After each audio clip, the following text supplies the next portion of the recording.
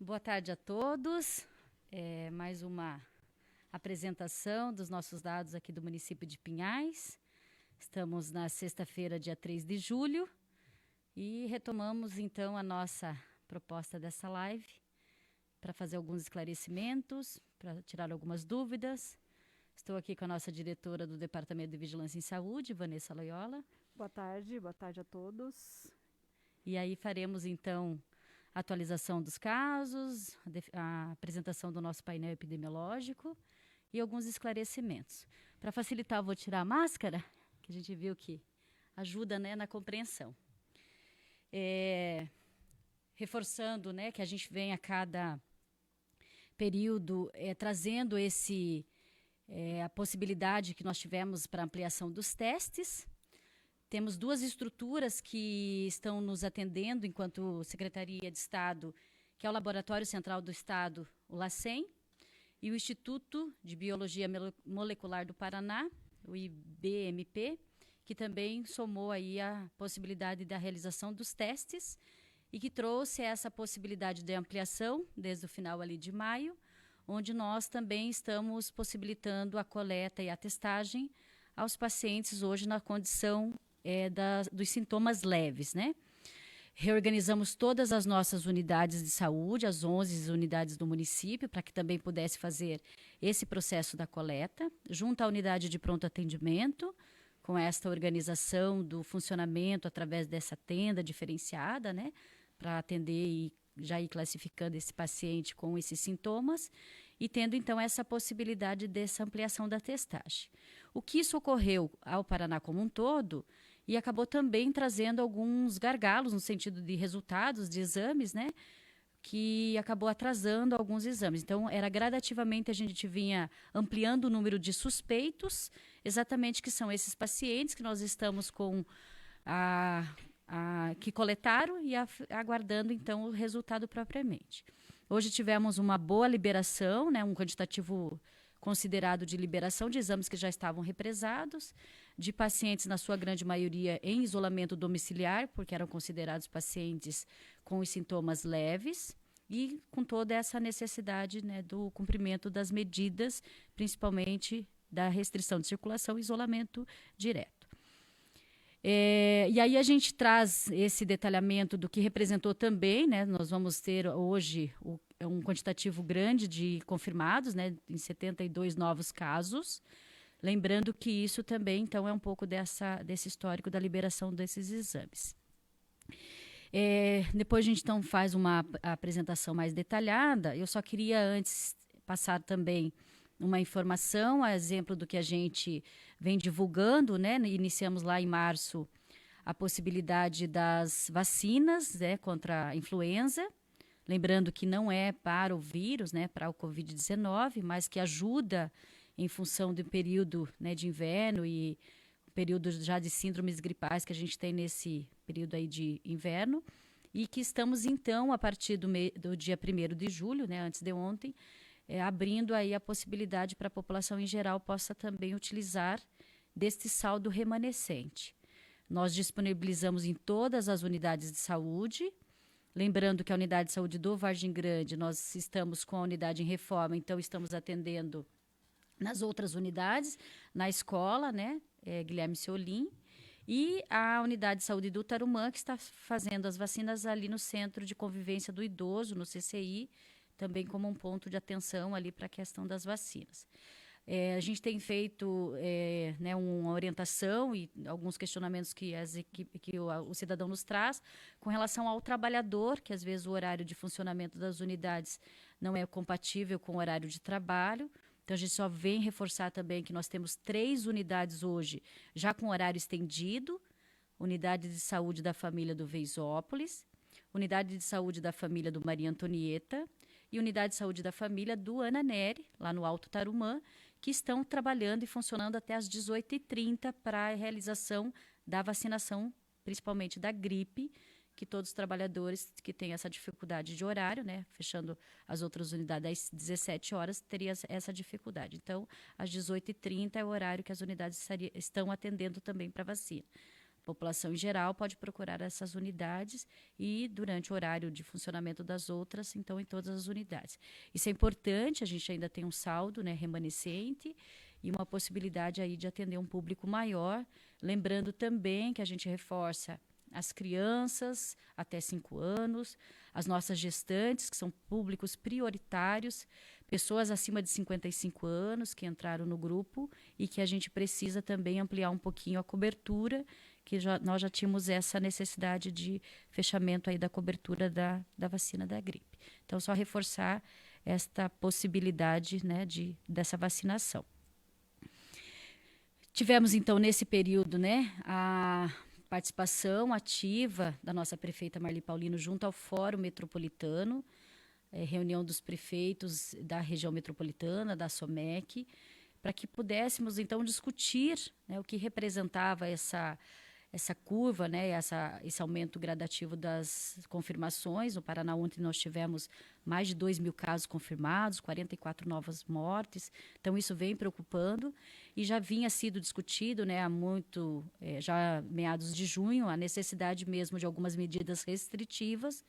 Lá em 23 de junho aderimos a uma primeira restrição, discutido, pactuado nesse fórum, né, dos prefeitos da região metropolitana. E a partir, então, de 1º de julho, em função também do decreto do governo do estado do Paraná, trazendo para algumas regiões, incluindo, então, a região metropolitana, essa necessidade ainda mais restritiva, né, de fechamento de alguns comércios. E iniciamos, então, a partir do dia de ontem, com com essas medidas, fazendo todo um processo de fiscalização. Então, vou passar para a nossa diretora Vanessa, para passar um pouco como é que foi esse processo em conjunto, lembrando que a ação ela é integrada, né, com as equipes de fiscalização. Então, boa tarde. Né? A questão da fiscalização ela já vem ocorrendo desde o início da pandemia, através dos fiscais da Vigilância Sanitária, da nossa Guarda Municipal e de outros órgãos de fiscalização do município. E a partir do decreto estadual, a gente intensificou, né, esta fiscalização. Também vou tirar a máscara para ficar um pouquinho mais claro. Então, nós intensificamos a fiscalização, né, em virtude dessas medidas mais restritivas, né? Lembrando que essas medidas estão sendo necessárias devido a esse aumento crescente no número de casos e principalmente no número de casos graves, né, com internamento e infelizmente alguns chegando a óbito. Mas essa fiscalização vem ocorrendo diariamente, né, durante o dia.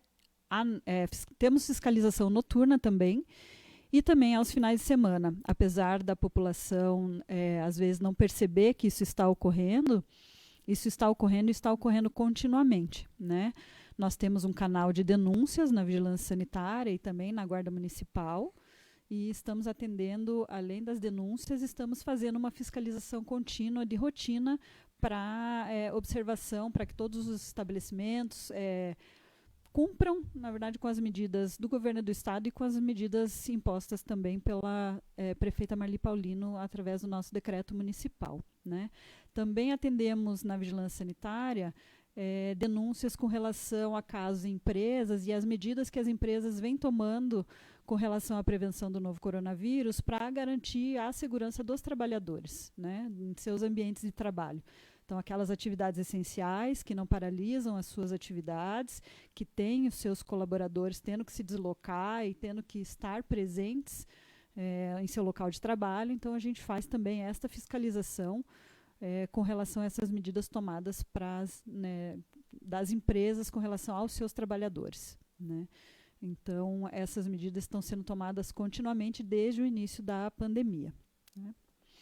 Com relação aos testes, só acho que também é importante lembrar que esses testes que a secretária mencionou com relação ao Laboratório Central do Estado e ao Instituto de Biologia Molecular, esses testes nós estamos falando do teste por RT-PCR, né, que é uma técnica que detecta, na verdade, a presença do vírus. Então, é a técnica que detecta a doença ativa, né? É o período em que o paciente está, sim, transmitindo uma grande carga viral, né?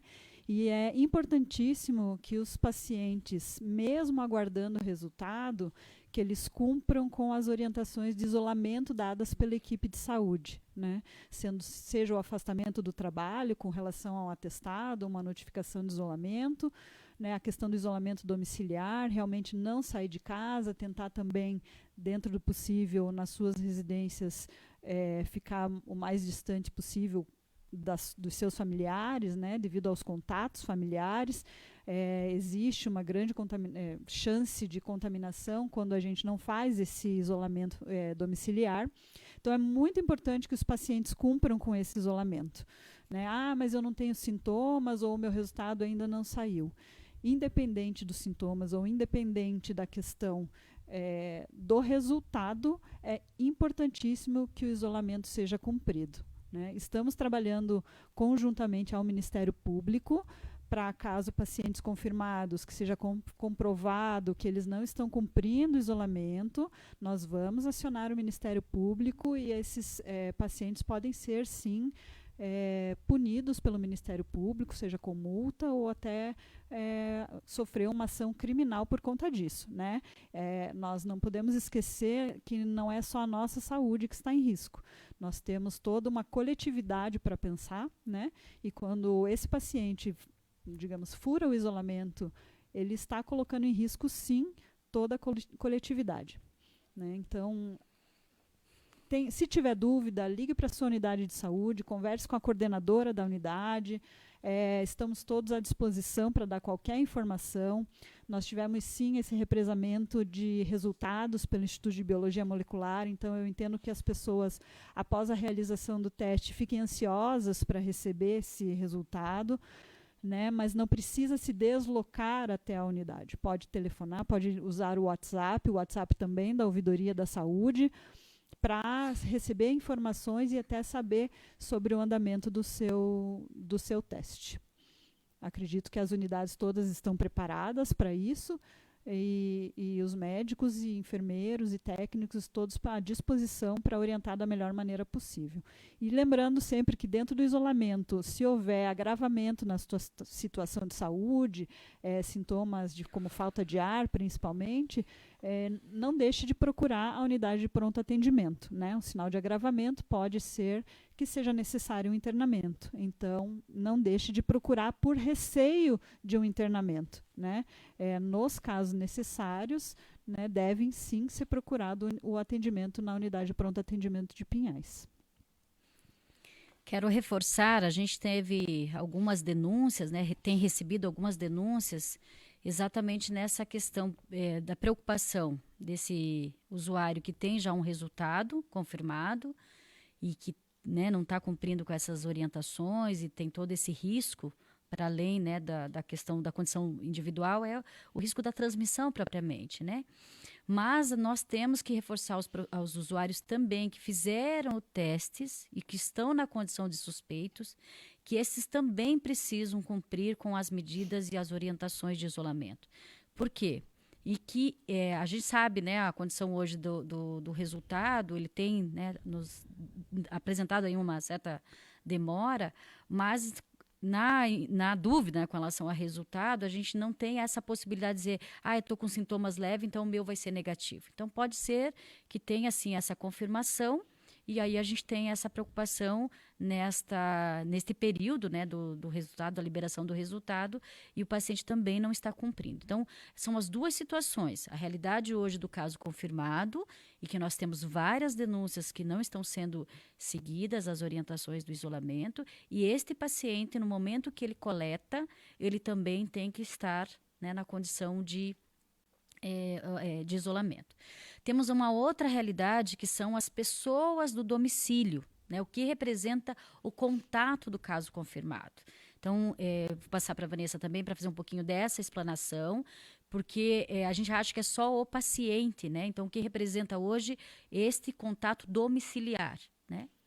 É muito importante porque o paciente, quando vai a esse atendimento e recebe essa essa notificação de isolamento, ele deve sempre informar quem são as pessoas que residem no mesmo domicílio, né? Estas pessoas também devem entrar em isolamento, né? O médico vai fazer essa recomendação, se necessário ele vai fazer a notificação de isolamento para que essas pessoas, caso estejam a trabalho e precisem deslocar-se ou apresentar no seu local de trabalho esta notificação, né, para que possam fazer isso sem problemas trabalhistas, né? Mas é muito importante que todos respeitem esse isolamento. E dentro do domicílio, que também respeitem as medidas de distanciamento e de prevenção. Então, elas não podem porque já moram no mesmo local, prescindir do uso das máscaras ou então prescindir do distanciamento. Então é sempre, não é fácil, né, mas é sempre, deve ser observado e é indicado que os suspeitos residentes no mesmo domicílio, então utilizem as máscaras rotineiramente, então cotidianamente, a partir do momento da suspeita, né, e que mantenham esse distanciamento entre as pessoas, né. Importante não compartilhar os objetos, né, dentro do domicílio, então não usar os mesmos talheres, não usar a mesma toalha, principalmente toalha de rosto, né. Então que seja feita essa diferenciação, mas que seja sim respeitado, né? O suspeito é o meu esposo, ele que está com sintomas e eu não estou, então eu vou trabalhar, né?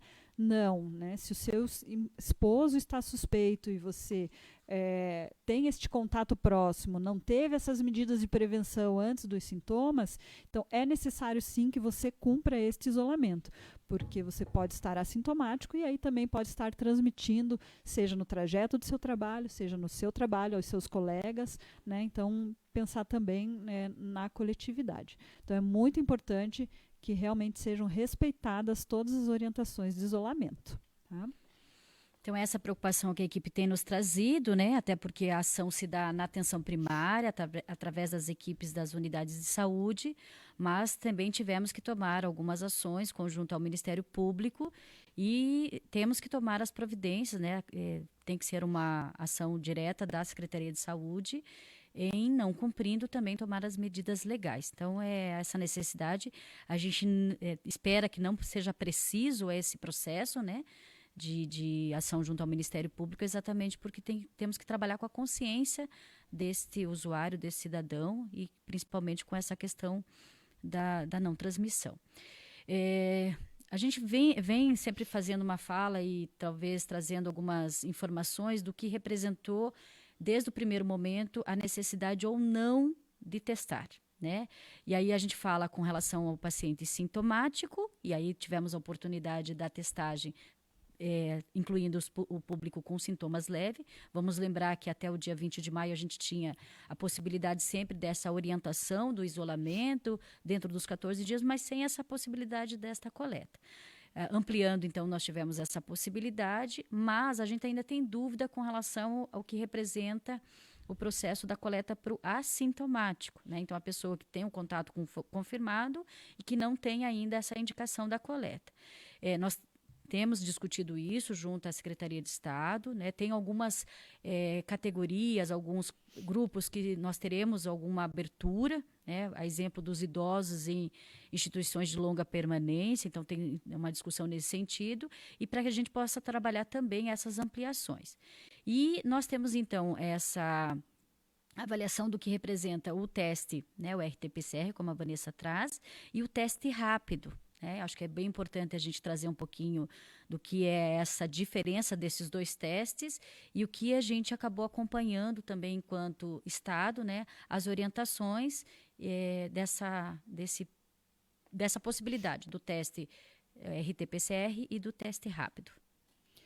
Como eu falei, o RT-PCR, então, ele detecta a presença do vírus, então a infecção ativa, né, no paciente, enquanto que o teste rápido ele vai detectar uma infecção já pregressa, né? O que o RT-PCR tem de diferente? Ele não vai detectar o vírus, ele detecta sim já os anticorpos produzidos pelo paciente quando ele, porventura, teve a infecção, né? Então, a questão da testagem do assintomático, né, é bastante debatida, justamente porque o teste rápido, assim como o RT-PCR, ele tem um tempo orientado pelo próprio fabricante do teste para que ele tenha a sua eficácia, né, e que possa detectar realmente com precisão a presença desses anticorpos. Se ele for feito fora desse período preconizado, ele pode dar um falso negativo, né? Se eu fizer uma data anterior a essa produção dos anticorpos, ele vai dar um falso negativo, né? Então, o paciente pode ter a falsa impressão que não teve a doença, mas, na verdade, ele pegou uma janela e ele não conseguiu detectar ainda, ou porque não produziu, ou porque a quantidade era insuficiente para ser detectado pelo teste. Então, é muito importante que o paciente converse com o médico, né, e explique a situação, para que o médico possa também avaliar qual o melhor teste a ser feito, qual o melhor período. Nós temos, por exemplo, pacientes para RT-PCR que procuram um atendimento já no primeiro, segundo dia dos sintomas, né? O RT-PCR ele tem uma indicação de melhor, né, de uma acurácia melhor a partir do terceiro dia, entre o terceiro e o sétimo dia dos sintomas, enquanto que o teste rápido é a partir do 8º dia dos sintomas e, de preferência, já há 72 horas assintomáticos.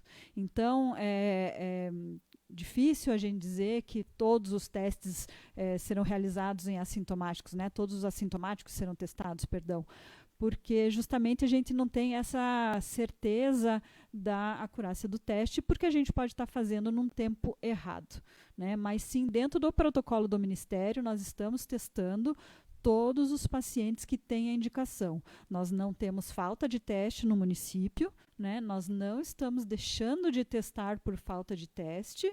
Realmente a indicação do teste é uma conduta médica, então o médico também pode não achar necessário nesse momento a testagem, mas é importante frisar, nós não temos falta de teste no município, né? Foram fornecidos testes rápidos e foram fornecidos também os kits para o teste que é executado no LACEN e no Instituto de Biologia Molecular. Tá? Então, só para esclarecer, ontem foi vinculado em imprensa, né, a questão de uma ação do Ministério Público do Distrito Federal, em conjunto com a Polícia Federal, né, do Distrito Federal, e que na primeira publicação, né, na imprensa trouxe o município de Pinhais como um dos municípios que o GAECO, né, estaria fazendo então alguma ação.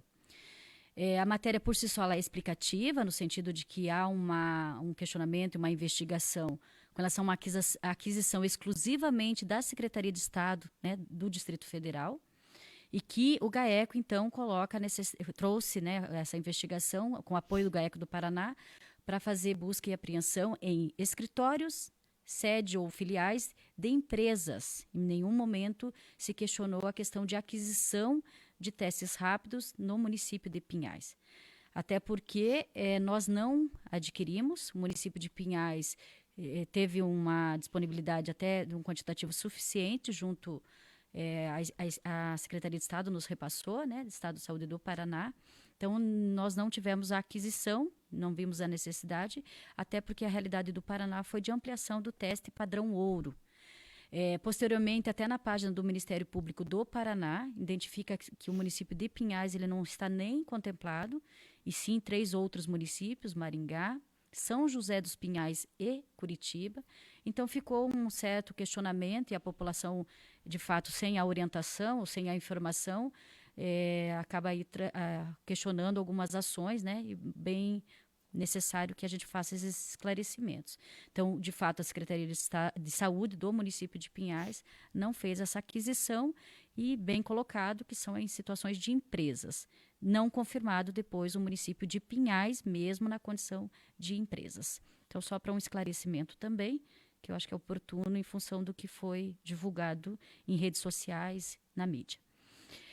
Então, reforçando, né, o que a gente traz como também possibilidade de alguns esclarecimentos, tenho aqui uma dúvida da Jenny Daniele com relação às pessoas que são do grupo considerado de risco que estão trabalhando. Então, desde a publicação do Ministério da Saúde, as portarias que traziam, então, a condição de emergência em saúde pública e as orientações com relação aos processos e procedimentos, tem sempre uma orientação com relação a grupo de risco de empregadores em fazer a possibilidade de teletrabalho ou alguns na possibilidade de afastamento. Veja, a gente sempre tem que fazer um olhar do que representa hoje para cada realidade. A exemplo de profissionais de saúde, onde nós tivemos uma orientação de que esses profissionais eles pudessem ser, no caso, deslocados da sua função do atendimento na linha de frente e pudessem, então, ser parceiros e somados ali à necessidade de algumas atividades administrativas. Assim como nós implementamos uma central de atendimento, um call center, né, com as questões de dúvidas, de sintomas, e outras atividades que foram necessárias reorganizar, principalmente porque tivemos que adaptar o funcionamento das unidades de saúde, e esses servidores, então, foram para esta retaguarda. Então, profissionais de saúde tivemos, sim, que fazer esse redirecionamento da atuação, e buscando, então, trabalhar as demandas com relação à parte administrativa. Outros setores, a orientação, sim, é de um afastamento, claro que muito em função de uma análise do médico do trabalho, do que representa hoje para cada categoria, e alguns públicos, né, a gente sabe da possibilidade, então, dessa questão do teletrabalho, que foi a primeira orientação. Acho que essa é uma situação que ela pode ser discutida, né? A gente não tem bem claro aqui de qual setor que ela está falando, se está falando na questão de empresa pública, de empresa privada, mas sempre essa orientação do afastamento do grupo de risco. Por quê? Porque esse grupo de risco é, de fato, o usuário que está mais vulnerável, que tem a possibilidade aí da complicação. A Marlene traz, então, uma solicitação que os casos confirmados e que estão fazendo o tratamento domiciliar, qual é a medicação que está sendo prescrita? Vanessa, tem orientação? Na verdade, não existe um tratamento específico para a COVID, né? E, assim, a medicação dada ao paciente aí é conduta médica, né? Muito se debate sobre cloroquina, sobre ivermectina, né, remdesivir, mas ainda são todos estudos experimentais, né? Então, o medicamento a ser prescrito é conduta médica a partir da avaliação do paciente pelo médico. Acho que bem reforçando, né, os médicos hoje na condição também dos casos leves acabam tratando mais os sintomas, né? Sim. Com relação à questão ainda do que apresentou, né? Então, isso é de cada profissional. Veja, ainda que o Ministério tenha apontado algumas diretrizes, isso para algumas regiões, elas são entendidas específicas e podem seguir. Tem outras que os próprios profissionais se colocam na condição contrárias, a exemplo da cloroquina. E a gente tem essa realidade ainda da discussão de todas as frentes, né? Qual o tratamento adequado, qual é o melhor medicamento a ser indicado, e os estudos continuam exatamente para trazer, né, essa possibilidade do melhor tratamento. Claro que na condição de internamento, segue-se sempre uma orientação já de sociedades, né, médicas, exatamente para tentar trabalhar a questão de minimizar o quadro, né? E aí nós temos as várias realidades, né? Não dá hoje para fazer um comparativo, dizer se o profissional tem conduta certa ou errada, porque tudo ainda está muito, né, na parte de estudos. E aí a gente avança também para a questão das vacinas, que avança na questão agora da testagem em humanos. Já temos uma possibilidade aí de fazer teste em profissionais de saúde, de vacinas que estão sendo trabalhadas junto ao Instituto Butantan de São Paulo. O Ministério também já faz uma adesão para também testar vacina junto ao Ministério da Saúde propriamente, né? Então, a gente tem aí buscado, né, acompanhar as orientações. Lembrando que a nossa estrutura, né, enquanto atenção primária, unidade de pronto atendimento, é de tratar e de fazer o atendimento dos sintomas leves, né? Hoje nós temos, então, a rede dentro da estrutura de saúde do Estado do Paraná, os hospitais de referência, os hospitais exclusivos para o acompanhamento, seja o paciente na condição moderada, seja o paciente na condição grave, né? E isso é uma rede de cuidados, então essas estruturas da Secretaria de Estado da Saúde, que faz, então, este acompanhamento, acaba sendo um olhar mais nessas estruturas, né, do tratamento propriamente. Então, isso está sendo discutido e ampliado o entendimento, né, das possibilidades a cada momento. E como a gente vê, né, as várias possibilidades e as várias discussões, se tem efetividade, se não tem, né, acaba sendo testes, e aí a gente vai avançando com relação a essa doença nova, né? Vamos voltar com relação, então, à questão dos casos, né? A gente poder detalhar um pouquinho aqui o painel. Vou pedir, então, para que a gente possa fazer essa apresentação. Então, a gente tem apresentado esse detalhamento já toda sexta-feira, né?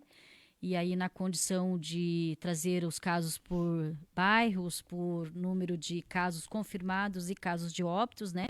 Então, vamos reforçar que essa questão a gente já vem trabalhando com as equipes em função da realidade de cada local e avaliando também os casos, o crescimento de casos, né?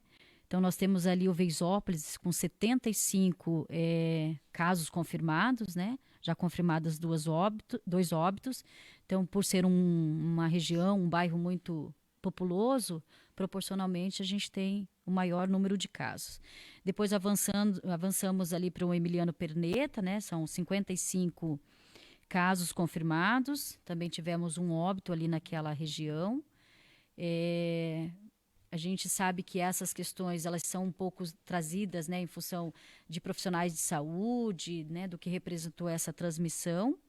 E aí a gente tem hoje as diversas situações, né, na questão de contágio, inclusive do ambiente domiciliar também. Avançamos para o Vargem Grande, né, que são 53 casos confirmados. Também é uma região, né, de quantitativo de pessoas grande. Depois vamos para o Alto Tarumã, né, a unidade de saúde do Ananeri. A unidade Tarumã são 52 casos. Também tivemos ali um óbito. Depois avançamos para o Paineville, são 48 casos confirmados, né? Ali nós não tivemos nenhum óbito. Maria Antonieta é a região que nós tivemos mais casos de óbitos, já são 3 óbitos no Maria Antonieta, 47 casos confirmados. Aí temos Estância Pinhais, a região ali da unidade Tarumã, são 40 casos confirmados, não tivemos nenhum óbito. Depois tivemos acho que eu esqueci do Atuba, ali no Perdizes, 45 casos, né, que está ainda à frente do Estância Pinhais. Também tivemos um óbito na região lá do Atuba. Tivemos também no Jardim Carla 37 confirmados, um óbito registrado, né, na data de hoje. Tivemos no Jardim Cláudia 32 casos confirmados. Também não tivemos óbitos ali naquela região. O centro com 23 casos e um óbito. E fechando ali o Jardim Amélia com 24 casos, sem óbitos.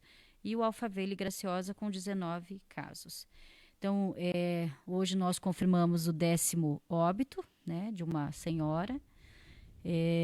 De pacientes nossos idosos na condição de alguma condição crônica, né, acima de 60 anos. Então, se confirma essa condição do idoso, né, da condição da idade, e aí temos também sempre com alguma comorbidade, com alguma doença do grupo de risco, e aí a gente tem, né, essa situação se confirmando na questão propriamente de óbito.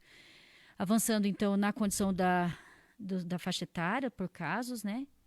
Ainda que nós temos um quantitativo baixo, nós temos, sim, crianças tendo casos confirmados, né? De 0 a 5 anos, nós temos 10 casos.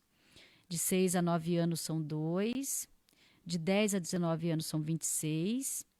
De 20 a 29, são 93. E veja que esse quantitativo somado ali aos grupos, então o público maior acometido, a gente fala o adulto, né, ainda não idoso.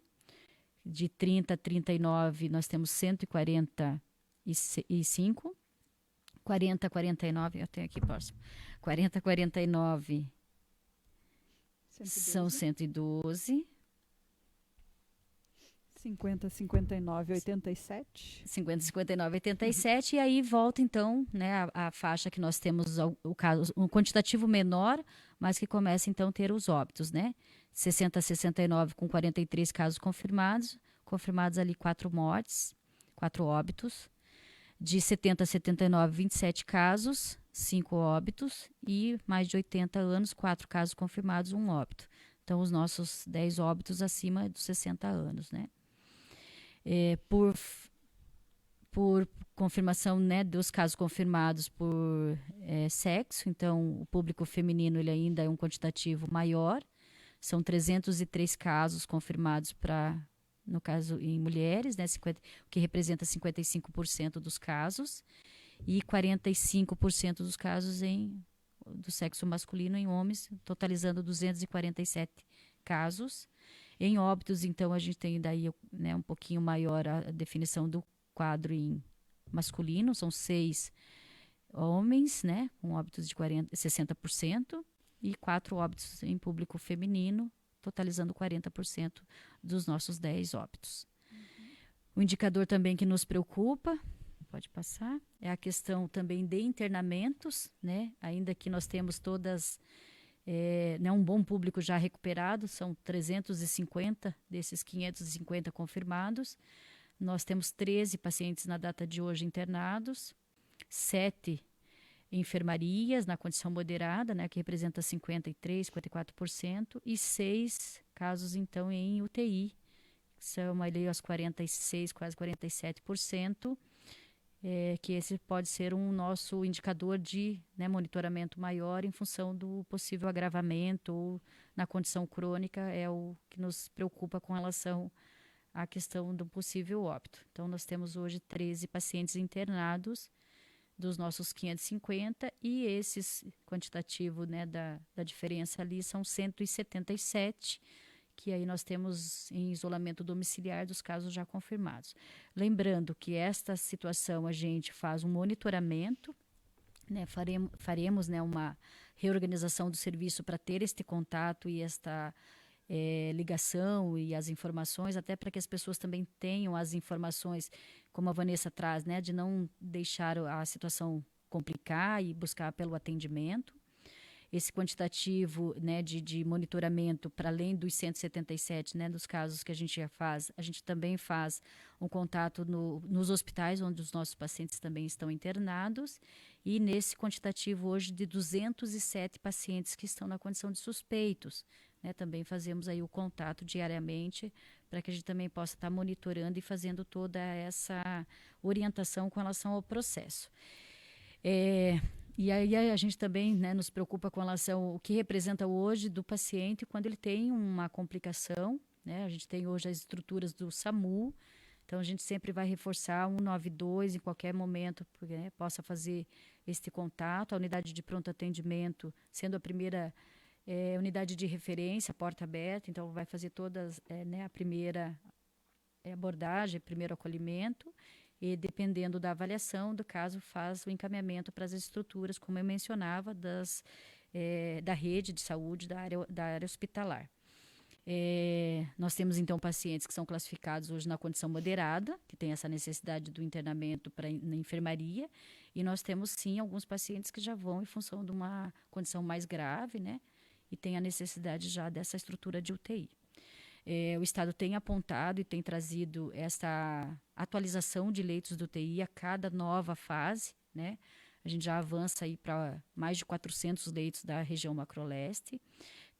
Temos algumas alternativas ainda que o Estado tem ampliado, até porque são estruturas que ficam à disposição dessa, né, em função da exclusividade da doença, então são exclusivos inclusive no financiamento, então o Estado está fazendo gradativo, mas essa é a nossa preocupação, né, com relação ao que representa hoje esses mais de 600 casos que o Paraná já teve, que já estavam com toda a estrutura, que teve o atendimento, que teve, né, o médico, as estruturas, né, do medicamentos que são utilizados e a estrutura de equipes de saúde, e que mesmo assim, né, não conseguiram se recuperar, e tivemos aí a definição então do óbito.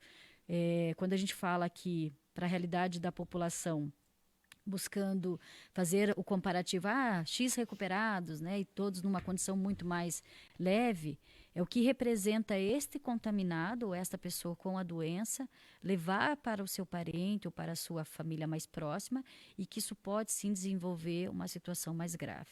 Então, não é só a condição de como eu estou, né, na condição que a gente sempre coloca, se a doença for da condição leve, é só o isolamento, mas essa pessoa ela pode estar transmitindo, e se transmite aí para um grupo de risco, essa preocupação a mais. Então, esses 600 pacientes, né, mais de 600 pacientes que foram a óbitos, chegando quase em 700 ontem já, nós tivemos toda a estrutura de atendimento, todas as condições, e mesmo assim tivemos a definição do óbito. Então, é essa a nossa preocupação com relação a essa ampliação, né, e, consequentemente, a restrição aí da circulação para também segurar um pouco desta realidade de hoje. Tem a Mônica Orlando, que nos pergunta, os casos suspeitos e que aguardam resultado de exames são monitorados? São, Mônica. Nós temos hoje a orientação a partir do momento da realização do teste. Cada cidadão assina um termo de consentimento, de orientação, da importância do isolamento, e nesse documento já nós temos colocado essa notificação da importância desse cumprimento, né? Ainda assim faremos todo o contato na condição de avaliação do quadro a cada 48 horas, para alguns casos são, né, um tempo menor, mas na condição de suspeito a cada 48 horas. Então, como mencionava, essa central de atendimento nossa para esse monitoramento ela está sendo reestruturada, exatamente para que a gente possa também fazer, né, as ligações, a abordagem e nessa condição que estamos conseguindo verificar que alguns pacientes acabam não cumprindo com as orientações de isolamento e temos essa necessidade de tomar as ações mais específicas com relação ao cumprimento. Então, essa reorganização, veja, ainda nós temos uma necessidade de fazer buscas, né, porque nem sempre o paciente que reside no município de Pinhais, ele faz a coleta no município, ele pode fazer em outro hospital de Curitiba, hospital particular, e aí nós temos que fazer sempre essa busca, e aí quando a gente identifica este paciente, né, pelo sistema que nós acompanhamos e que também temos que notificar, a gente já começa todo um monitoramento. Ainda temos uma dificuldade, porque às vezes as pessoas, né, fornecem o contato, mas acaba não atendem, né, tendo essa dificuldade às vezes de chegar e conseguir a informação ou de fato esse atendimento. Mas estamos tentando aí buscar trabalhar, né, por mensagem de WhatsApp, trabalhando também essa orientação já no momento que ele assina a orientação, né, também o contato de cada unidade, para que também ele possa tirar as dúvidas, e a gente espera que tenha essa agilidade agora na definição e né, o resultado propriamente, para diminuir esse tempo aí que a gente também acaba, né, hoje está considerado um tempo muito grande de espera, quase que termina o isolamento e a pessoa ainda estava sem o resultado do exame. Mas como mencionava, então a gente tem todo esse monitoramento e essa organização. Exatamente porque até que a gente tenha o resultado, esse paciente precisa cumprir com o isolamento, né? Na condição de um resultado positivo, cumpre-se com aqueles 14 dias, que é o recomendado. Na condição do resultado negativo, ele está liberado, né? Exatamente porque não está com a doença. Então, essa é a nossa necessidade deste reforço, né? E que a população possa também trazer sempre o entendimento das orientações. É muito importante, né, Adriane, que a população mantenha o seu cadastro nas unidades de saúde atualizado, né? O número de telefone fornecido no momento, seja do atendimento na UPA ou mesmo na unidade, que ele seja o atual, que a gente consiga entrar em contato, porque nós temos tido problemas, e não são poucos os pacientes que fornecem o telefone, mesmo o celular, e nós não conseguimos entrar em contato. Às vezes é um número errado, às vezes é alguém que nunca ouviu falar do paciente, e muitas vezes eles simplesmente é um telefone que não atende, né? Então a gente precisa que esses cadastros estejam atualizados para que as nossas equipes, seja da atenção primária ou da vigilância epidemiológica, consiga entrar em contato e consiga monitorar esse paciente, não só se ele está cumprindo o isolamento, né? Mas também qual é a evolução dos sintomas, como esse paciente está se sentindo, e até para a gente também poder dar o resultado para ele, fornecer esse resultado sem que ele precise se deslocar até uma unidade de saúde saúde ou até a UPA, para que realmente, se ele for um caso positivo, que ele não esteja transmitindo a doença e transitando, né, pelo município. Então, isso é muito importante que a população nos ajude. Só quero, então, reforçar, em função do decreto que nós mencionávamos, nós, então, aderimos, né, ao decreto do Governo do Estado 4942 até o dia 15 de julho. Então, teremos essa definição de medidas mais restritivas, né, de fechamento de comércios não essenciais. Pedimos a compreensão, mais uma vez, né, da população, dos comerciantes, dos empresários. É uma necessidade hoje, pela realidade de região metropolitana. A quem está trabalhando nos serviços essenciais, a gente pede sempre, né, e reforça as medidas preventivas com relação ao uso da máscara, ao uso correto das máscaras, a questão da higienização de mãos, do uso do álcool em gel e a questão propriamente do distanciamento, né? Isso é muito importante. A gente sabe ainda a necessidade de reforçar as famílias que estão em casa, que não tenha, né, um momento ali de confraternização, de aglomeração, que não façam aglomeração, exatamente porque a gente sabe que esse é um período mais crítico. A região sul, né, um histórico já desse período de inverno com as síndromes gripais que a gente já tem. Para o público idoso, a gente tem muita realidade hoje, né, de infarto, de outras doenças cardiovasculares que também utilizam dessa mesma estrutura de saúde. Então, é uma necessidade que a gente tem hoje de reforçar essas medidas, de pedir o apoio da nossa comunidade, a compreensão nesse momento, para que a gente possa ter aí essa restrição da circulação e diminuir, então, essa transmissão. Então, a Secretaria, né, através da Secretaria de Saúde, com todas as ações intersecretariais, né, a gente tem um comitê de gestão de crise, tem feito toda essa avaliação. Agradecemos muito o setor de comunicação em função desse trabalho conjunto, de estar levando sempre as informações e que a gente sabe que tem que ser um momento de informação, né, o que representa hoje essa situação que para nós, né, nunca vivida, para a realidade de saúde tão complexa e que a gente precisa hoje cuidar das vidas das pessoas, né? Isso, quando a gente fala de 10 óbitos de Pinhais, aparentemente é poucos, mas a gente sabe o que representa aí para 10 famílias que tiveram uma perda, né? Então, a gente pede essa compreensão nesse momento.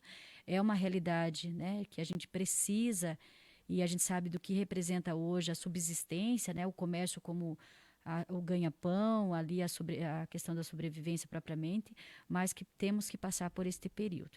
Então, até o dia 15 de julho, vamos, né, seguindo aí esse decreto do Governo do Estado e buscando trabalhar também, né, as orientações e o trabalho bem efetivo da questão, né, da nossa fiscalização também.